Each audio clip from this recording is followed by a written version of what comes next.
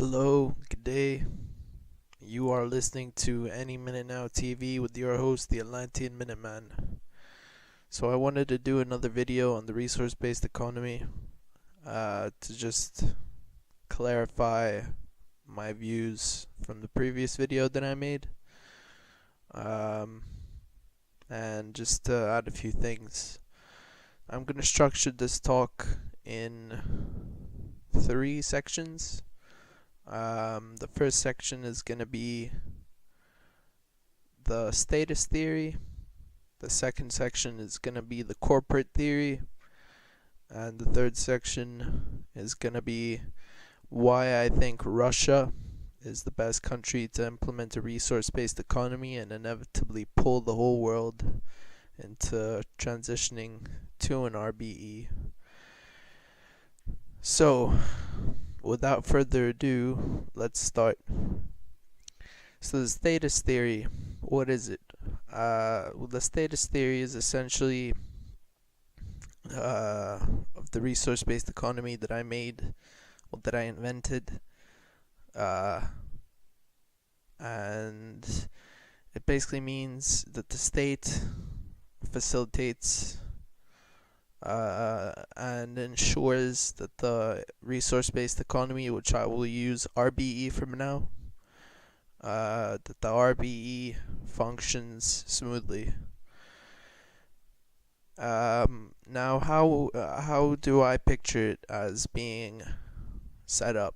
Well, there would be a constitution, and in the constitution would be a set of laws, obviously, whereby which would essentially outline how the RBE would work. So there wouldn't be any laws, so like in capitalist democratic countries whereby a legislative body makes laws, there would only be, the constitution would essentially be fixed, and it could be amendable, but there wouldn't be such things as laws. So, having said that, there are a few things that need to be written down by specialists, by people who understand the area of legislation that concerns the legislation that needs to be implemented in order for the country to work properly. There could be an arrangement made for essentially just having laws separate from the constitution, but only those laws that are defined and that are set up by the constitution itself, and then those laws could be amendable as well. So the state would be divided into essentially provinces, and sort of a subunit of the province would be, let's say, just for debate purposes, it can be called anything, but let's say a borough. And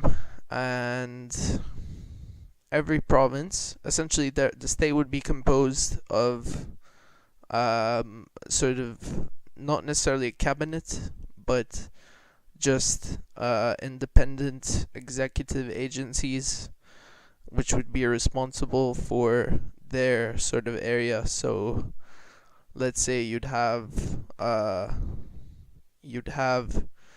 military as one independent executive agency. You'd have the roads agency. You'd have, I don't know, railways. You'd have environmental protection. You'd have one main agency for the economy, which could be or could not be subdivided into sort of divisions. So an agricultural division, an industrial division, and whatnot. So every uh, independent executive agency would have a field office in every province and every borough. So this would allow for ease of communications and information gathering. Now, uh, the second part of the state would be people's councils.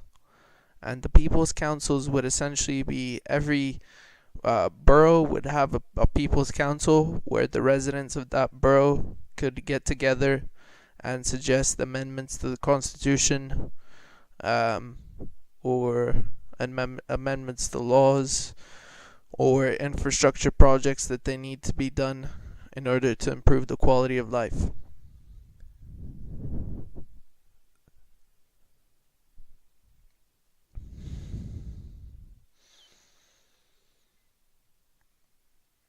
The third part of the state would be the courts, and the courts would essentially be there to judge the breaking of the constitution or breaking of any laws, and to administer the appropriate punishments, the appropriate penalties.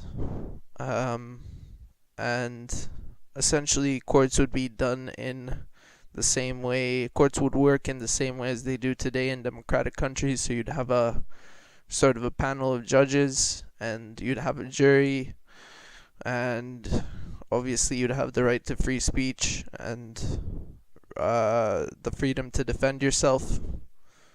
And yeah.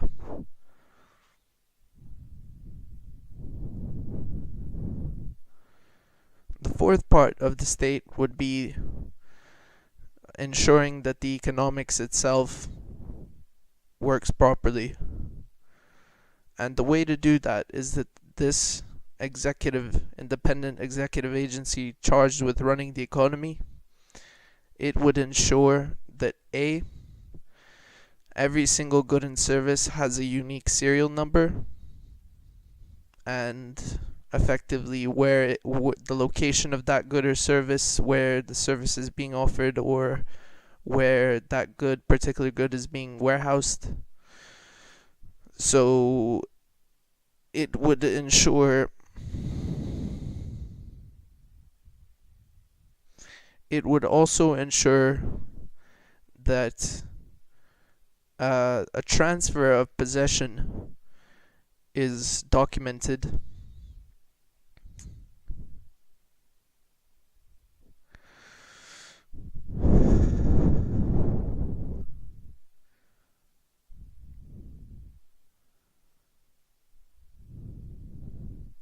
and it would also classify, of course, which what type of good or service that good or service with the unique serial number is. So anything from food that is grown, or a piece of furniture, or a electrical appliance, or a car.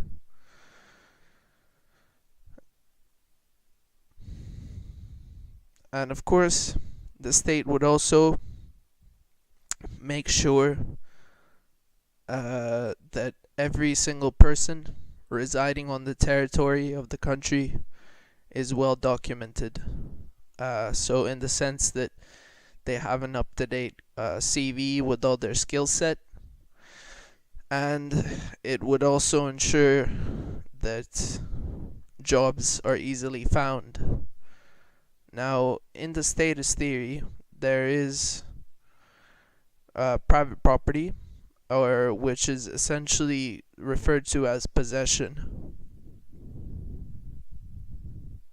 And possession basically means that you, as a person, are in custodianship of that particular good, or are offering a particular service. So the state would have to ensure that the transfer of possession is well documented, and it would have to collect information on that in order to draw up a statistics portfolio of all of the movements of resources and humans.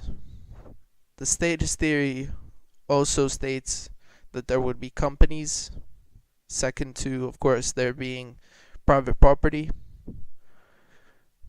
and essentially there would be companies in the sense that any company can get the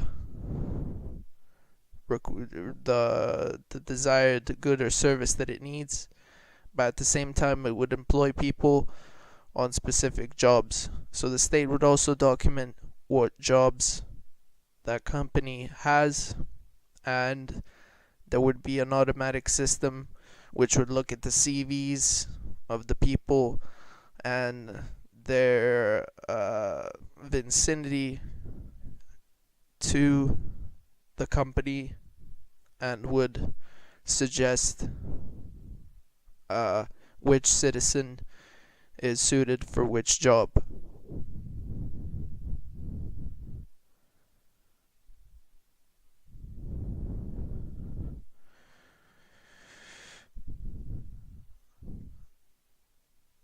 And finally, the fifth part of the statist theory would be the relative, or the forget that.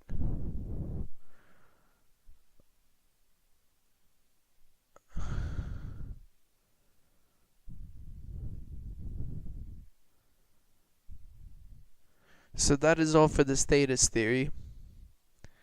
If you want me to clarify my opinion and my belief in my theory, please drop me a comment or send me a message, and I will do my best to give you a reply. So, moving on to the corporate theory. The corporate theory is essentially a method which can be used for the entire world to transition to a resource-based economy. Now, the corporate theory states, which is again my theory that I created, states that there would essentially each conglomerate, or let's say for the purpose of simplifying things, there would be one major conglomerate, and this conglomerate would operate in a normal capitalist money world. So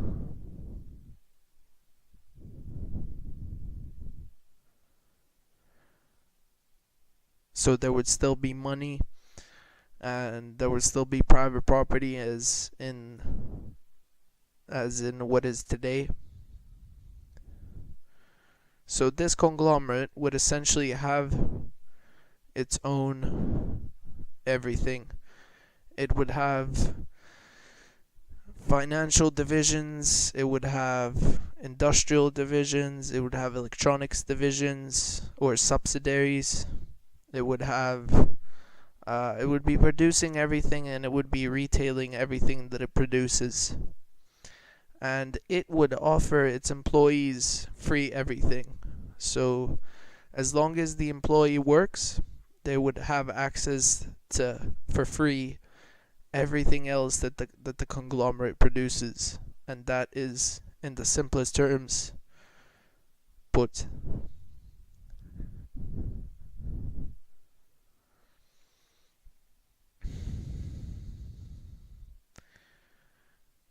Now, the conglomerate would make revenue, and I'm no economist, but the conglomerate would make revenue by obviously selling what it produces. Ideally, this conglomerate would have everything from supermarkets and would be international. Ideally, this conglomerate would have everything from supermarkets to car factories, and it would be international.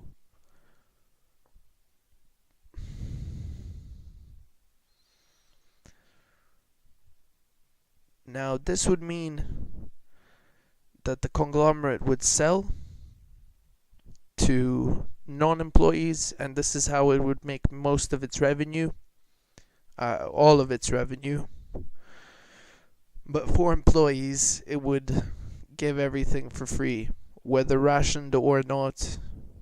So pertaining to the economic necessity in order to ensure a good balance of trade and of resources.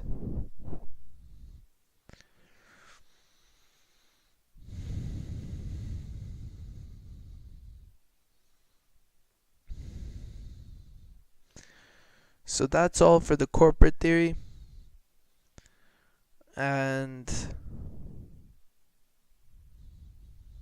ideally this conglomerate would grow because it's essentially offering its workers benefits.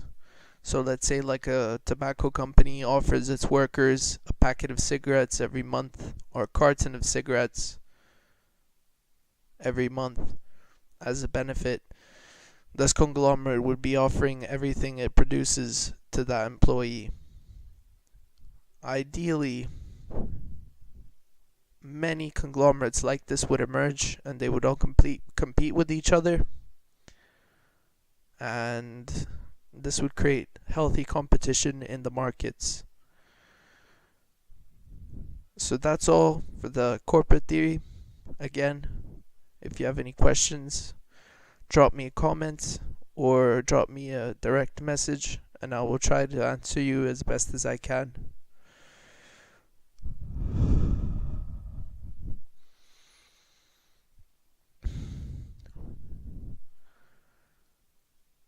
Finally, we get to the third part of the video, and this is where I will argue that Russia is the best country to implement a resource-based economy. First reason why I think Russia can implement a resource-based economy is that they have a huge territory.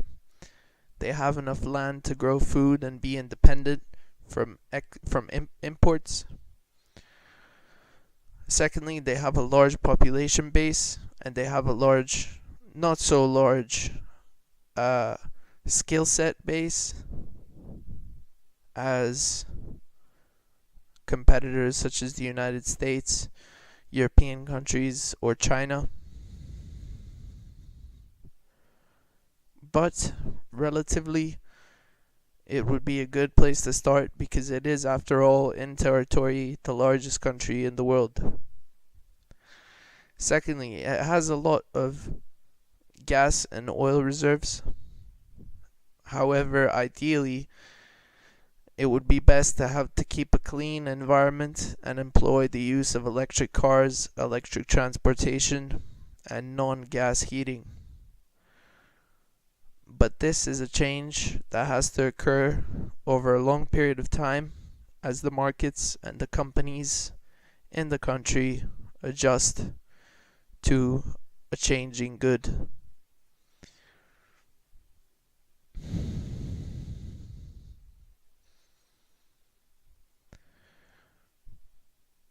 Secondly, Russia has a developed enough skill set, and this is thanks to it inheriting most of the population, most of the production capacity of the Soviet Union.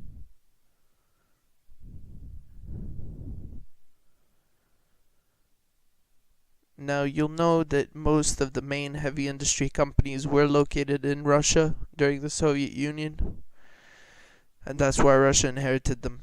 But not only did they inherit the production capacity in terms of machines and resources, they also developed and inherited a skill set, a broad skill set.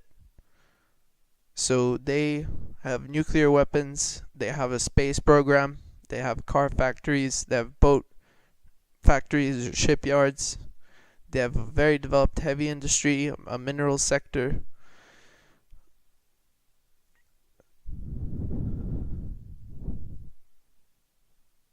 Russia also has a lot of minerals.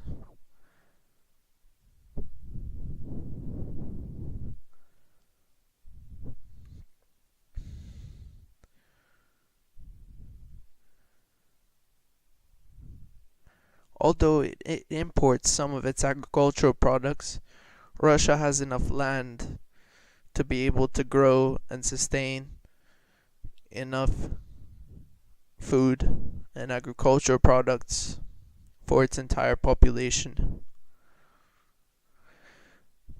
Finally, Russia has a strong military and a strong state, and they also have Vladimir Putin, who's a very strong president. He's a very powerful man, and he alone, through his connections, has enough power to implement a resource-based economy if he wanted to.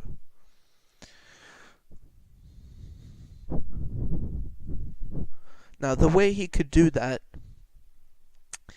is have a 3-year plan.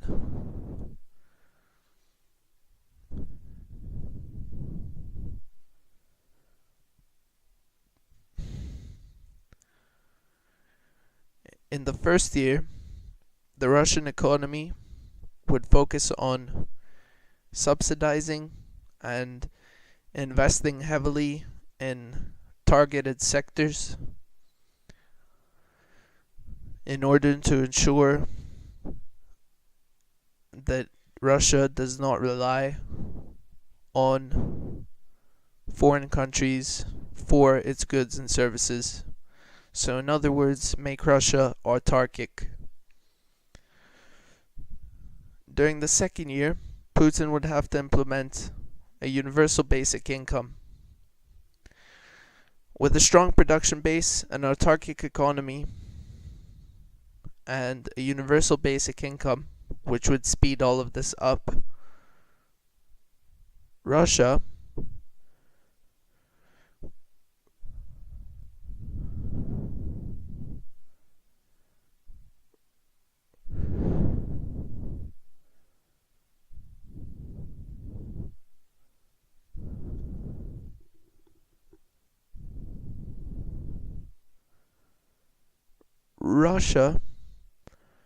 would have a high morale in the sense that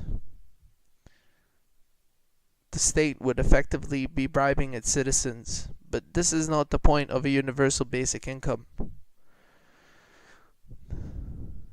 The point of a universal basic income is that everybody has the access to the goods and services that they need, and by consuming, they in turn generate production, and they increase over time the productive capacities and capabilities of the country because they can spend so much.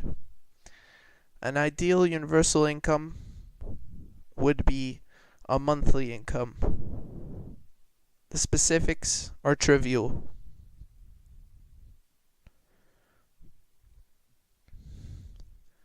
The specific amount of money is trivial, but it must be enough for every individual to be able to have a good quality of life. Now, you may assume that there would be inflation and the prices would go up. There is 2 possibilities for combating that, or 2 possibilities that negate that. One is this won't actually happen because even the producers themselves have a universal basic income, so they don't need to be increasing their prices for their own good, but would instead be increasing their prices out of either greed or the want to invest more in their business. Now, in the first year, the state would have to subsidize and create companies which would eventually be privatized. Companies, but not just companies, huge conglomerates, in order to saturate the market with enough productive capacity so that competition is not necessarily eliminated, but so that the competition does not rely on increasing prices in order to invest in their company, because that market would effectively already be filled up by a very strong company or a set of companies. 2. The way to prevent an increase in prices could be by passing a law which would state that increasing prices exponentially or above a certain limit would be illegal and would be fined. However, this is not healthy for the operating of a smooth free market. Price fixing and price adjustments, not natural price adjustments, were used during the times of the Soviet Union, and we all know what happened with the Soviet Union. The economy collapsed.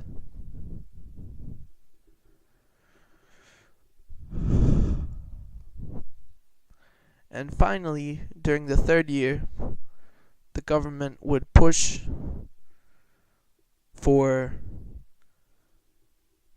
a strong bureaucracy and a strong economic bureaucracy.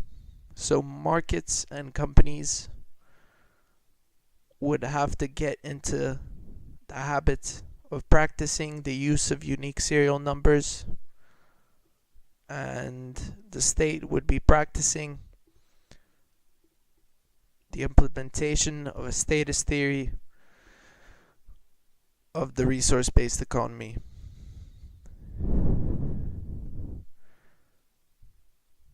This would ensure that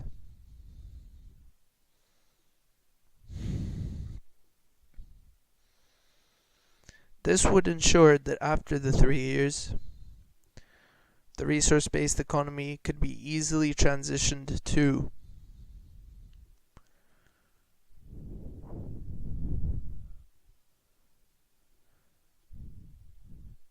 So that's all for this video. Thank you for watching. You've been watching the Atlantean Minuteman. Stay tuned till next time.